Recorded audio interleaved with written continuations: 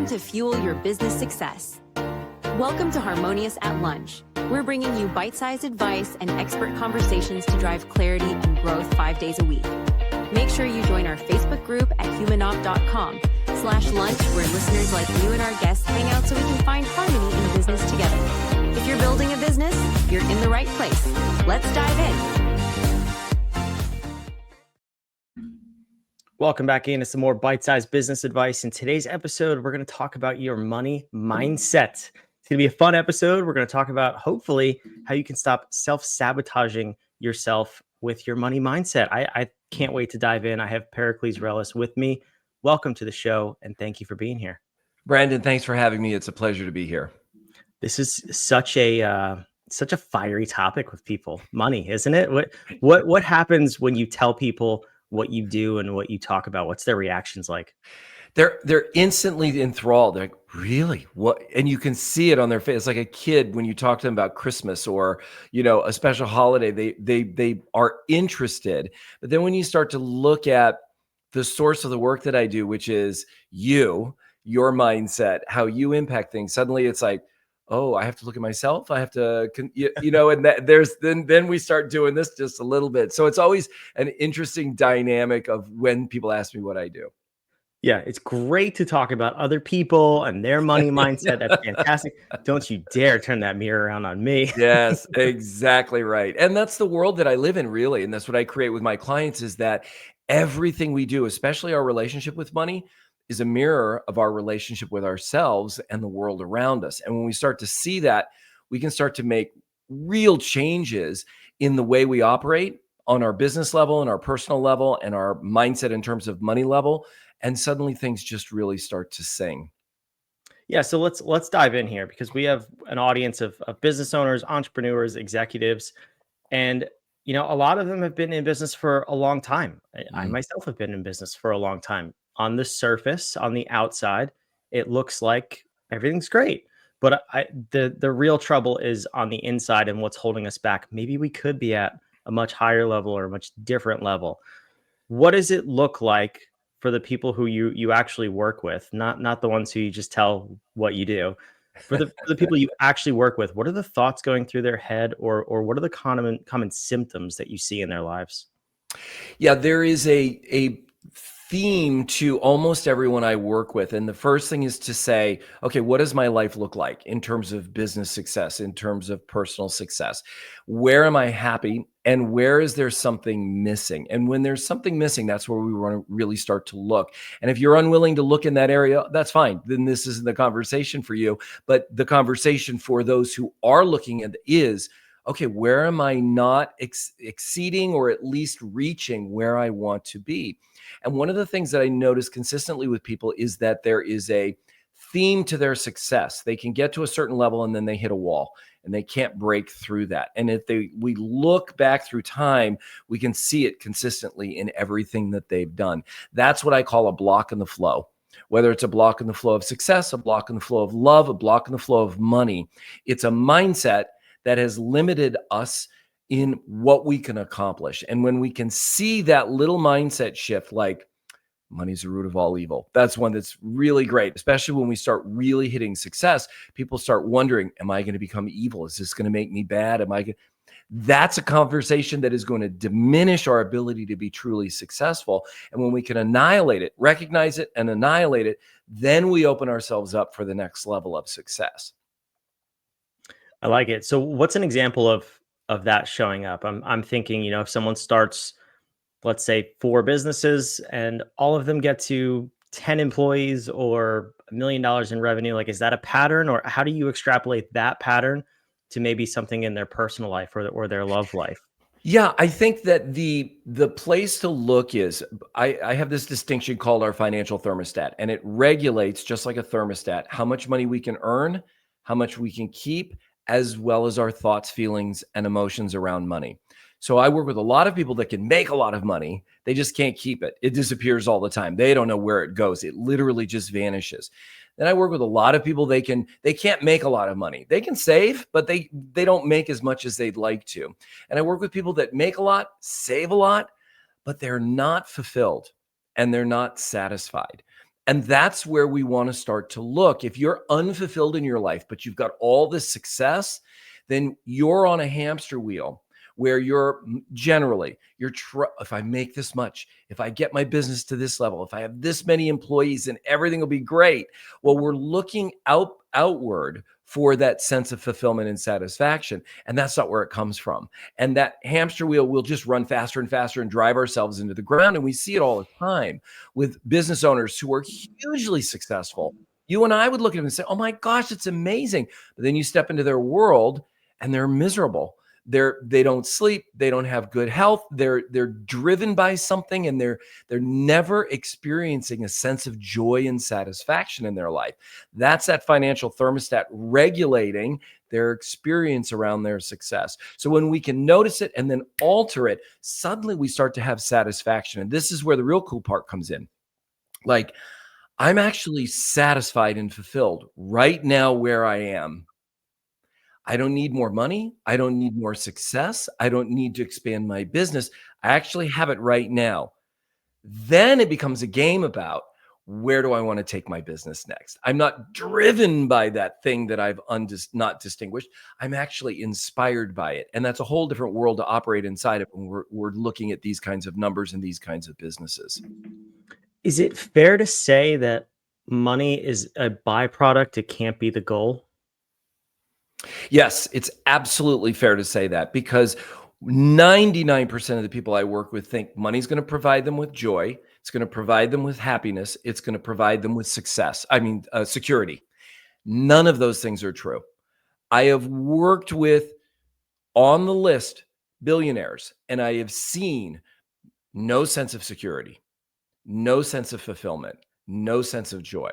Now, on the flip side, I've worked with people that have that kind of money and they have all of those things. And I've worked with people with very little money who have all of those things. So it isn't a function of the money. Joy and happiness comes from within. The more money we have, the more we can amplify that joy and happiness. So money simply amplifies who we are. If you're a jerk, you're going to get more money. You're just going to be a bigger jerk. If you're magnanimous and you're joyful and you're happy and you love people and love life, it's going to amplify that. So it is literally a byproduct of who we truly are. And if we enjoy making it, and then enjoy spending it as well, enjoy sharing it, enjoy all there is to enjoy as a result of being happy from within and the success that you have. Yeah, I like this. So we've talked about discovering sort of where those blind spots are. How do you start to reprogram them? I imagine that's a difficult process. It could be baked in over decades, or who knows, generations. Yeah, and it's very much like any addiction, and exactly like an addiction. We don't realize necessarily that it's there, but the great analogy I like to use is, how do you stop smoking? Well, stop putting cigarettes in your mouth. It's that simple. I mean, it literally, in the physical act, is that simple. But then you talk to somebody who smokes and it ain't that simple. It's like really hard. There's something underneath it. There's that physical addiction that makes it so difficult. And the same thing's true with old mindsets. We become addicted to them. So when we have a 4-step process that anyone can do. Number one is to notice it. Whatever it is, I think money is the root of all evil. It's just one of the ones that a lot of people, your listeners, may not have that. Maybe it's, I can't be satisfied until I have X success. Like, I can't be satisfied until I have X success. That's a really good one in this context. So notice it and just own it. Oh, wow, there's that conversation. I've had it for 30 years, 40 years, however long it's been. Number one. Number two, this is the hard one. You got to let it go. You have to audibly say, I let that conversation go. I release it. Just like you're firing somebody. You just don't think that you're going to fire somebody. You have to stand them in front of you and say, I'm letting you go. I'm sorry it's not working out. And this is what you're doing with this mindset. I'm letting it go. You no longer work for me. You no longer are employed by me. You no longer have space in my enterprise. I'm releasing you into wherever you're releasing it. God, the universe, doesn't make any difference. And then the third step is, when you feel that sense of like, okay, wow, it feels like it's moved away. I kind of let that go a little bit. Then you create, well, who do you want to be in that relationship? When we're talking about, in that particular instance, success, I can't be satisfied until, then who do you want to be in this moment? Wow, I have joy and satisfaction in my life right now. I have peace in my life right now. Whatever it is that comes to you, you want to say it, declare it, and then own it. Have it written down everywhere. I tell my clients, should be on your computer screen, on your mirror, on your nightstand, everywhere. And you want to feel that new way of being that you've just created. And then the fourth step is go out and look for it. Look for it actually manifesting or being present in your life, where you're like, whoa, I just had an interaction. I felt so fulfilled by that. Wow, I was so at peace in that particular engagement. And I normally would get stressed and worried. I slept really well last night. All of those are opportunities to see it actually showing up in our lives right now. So those four-step process, that's all you need in order to shift any mindset that is taking you out over a period of time, whether it's years, decades, or just a month. Yeah, so I imagine the letting go is probably one that just trips people up. How long does it typically take your clients to truly let something go where they're noticing, oh, maybe I have to pay an invoice for my company or whatever, and Right. it's, I don't know, five, Yeah. six, seven figures. Normally I would Right. panic, and now there's a little panic, but there's no panic. Like, Right. what's the Right. level of time? Well, I think I've had people, it's literally instantly worked. We've done Okay. the four-step process together, and suddenly they can feel the shift. And the next time I speak to them, they're like, Pericles, from the moment I got off the phone with you, everything has shifted. We can shift our perspective and our mindset and our experience of the world in a nanosecond. That's all it takes. The manifestation of everything can take a little bit of time. The actual showing up in our lives might take some time. But from that moment forward, everything we see is through that lens. And it's kind of like, if you think about a business owner, is I have an idea and I'm making this idea happen. Everything they do is through that lens of success. That lens of this shall be no matter what. We look at somebody like Jeff Bezos, in the original picture of him in Amazon in his garage where it's printed on a dot matrix poster, right? He had this vision and he saw everything through that vision. Now, anything that showed up that was contradictory to that vision were just mindset issues. And the faster we can deal with them, the more we get back to that vision. And so it can be instantaneous where we can see results in our experience of life.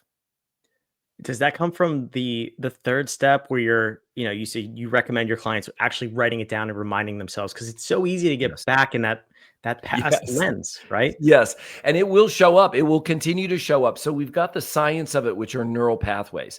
We've Yeah. got trillions of neural pathways in our brains. And we've been firing and wiring these neural pathways, whatever that is, where I need X to have success or feel successful. That neural pathway has been firing for a long time. Well, when we do the first two steps, we're actually breaking that old neural pathway. We're tearing it down. And then the third and fourth step is where we've created this new neural pathway. And the more we think about it, the more we feel what it feels like to be in that new way of being, the more strength and power that new neural pathway has. And then the more we say it, the more we're present to it, and not just rotely say it. You got to feel it, really visualize it and experience it. The more powerful that new neural pathway becomes, and the weaker the old neural pathway will become, and the less frequent it will fire off. It will still fire off, but start step 1, 2, 3, and 4 again. It's all you have to do is consistently do that. We live in a world created by the thoughts we think, the actions we take, and the words that we speak. It's that simple. It Yeah. really is that simple. I'm curious on the backside then, after somebody goes through this and they really commit to it, what are some of the things your clients have experienced that maybe they weren't anticipating or they weren't ready for? Mm. I think overall, people have this sense of calm and peace in their life that they never experienced before. It's kind of like taking care of an elderly parent where you're providing 24 care.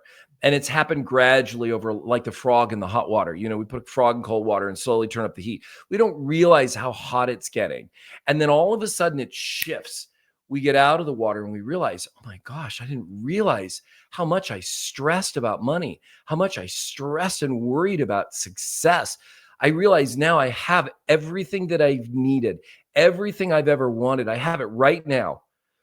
Does that mean I don't want more? Absolutely not. It just means I have the experience of being fulfilled right now. And that is priceless. People have that sense of joy and happiness and fulfillment in their lives. Life becomes such an adventure from that moment forward. And we see things like, oftentimes, I'll use Bill Gates as an example. I don't know what his business life was like, but he's living the life of his dreams now. On the other side of whatever it is he's created, he's now just going throughout the world and making a difference. And if he did that while he was building his business, that's great. But he may not have been. He may have been driven. He may have been suffering. He may have been all of that. Well, what if we weren't suffering in any way ever, and we were just experiencing joy and happiness as we deal with whatever there is to deal with, the breakdowns, the successes, the wins, the losses? It doesn't ever diminish who we are right here. I think there's this misconception too. I think Bill Gates is a great example. I also don't know what he was like during his career, but people always think they have to choose career success, business success, or Right. enjoyment. And I think you can definitely have both. But do you find that with people who come to work with you, is they're sacrificing one or the other? And then is it true? Can you really have both at the same time? Yes, it is absolutely true. You can have both at the same time. And the majority of people I work with are in that world of, I don't think I can have it all. I need to just really buckle down. I need to sacrifice everything in order to have this success. And then I will get to wherever. Well, what if and then never comes? What if a bus comes along, right? And we end up in the middle of our lives, it ending, and we never experience the joy and satisfaction that we want. And it gets even bigger when we really start to look at who we are in the world. Are we someone that wants to be known as someone who's kind, someone who's generous, someone who cares about other people? Or are we going to want to be known as someone who's just really, really successful? And we're seeing that fallout in play out many different ways. And you can pick whoever you want, but we see people hugely successful going down paths that have nothing to do with their success. And suddenly they're hitting a wall. And it's like, okay, well, what was it all for? Right? Or they're hugely successful businesses, but their employees are suffering. Their employees can't afford to live off the wages they're paying. But these people are billionaires, have multi-billion-dollar companies. Well, is that the kind of person you want to be known as? Somebody who's hugely successful yourself, but you don't share that success with the people who help make it happen. These are the kinds of conversations that we want to start, I say, we want to start having if we want to have that kind of joyful, peaceful, fulfilled life. I love it. So if someone's listening to this right now, they have a business, they have a team, they have maybe a large company, what do you want them to recognize about their thought patterns? And then what do you want them to do about it so that they can experience that joy and hopefully get to that next level in their journey? Yeah. First thing is really distinguish your why. Why are you doing this? And is that why consistent with who you are? If it isn't, get it lined up so that it is consistent with who you are. And then is every action, is every thought that you focus on, is every word that you speak consistent with fulfilling on that why? And if it isn't, adjust it. We've just got to make those adjustments every single day. And small adjustments over time result in huge outcomes at the end of the day, at the end of a week, a month, a year, a quarter, or whatever it is. So focus on your why. Make sure your why is consistent with who you are. And then make sure every action you take is consistent with that why. And that why should include everything. It's not just your business. It's you. Are you taking care of yourself emotionally, physically, spiritually? Are you taking care of the people that you love around you? Are they included in that? Are you bringing them along, as well as the people that work with you and work for you? Is everything moving along consistently with that why? This is absolute gold, Pericles. Thank you so much for coming here. If the listener wants to learn more, they want to dive deeper, where should they go? They can go to periclesrellas.com. Beautiful. I love it. It's on the screen. It's in the show notes down below, wherever you're watching or listening. Pericles, thanks again for being here. Brandon, thank you for having me. It's been a pleasure. And for those of you listening, thanks for coming. Thanks for joining us. This is episode 400 of this show. That's a crazy milestone for me. Thank you guys for subscribing. I appreciate it. Go tell your friends. Let's have more people jump on this bus and continue the party. We'll see you on the next episode of Harmonious at Lunch. Another episode of Harmonious at Lunch in the books. I hope this episode made you think and you grabbed some actionable ideas to propel your business. Don't forget to like, comment your takeaways, and subscribe wherever you're listening so we can help more entrepreneurs just like you achieve harmony in your life and business. For cutting-edge tools that bring clarity to your people and processes, check out humanoff.com to download our app today.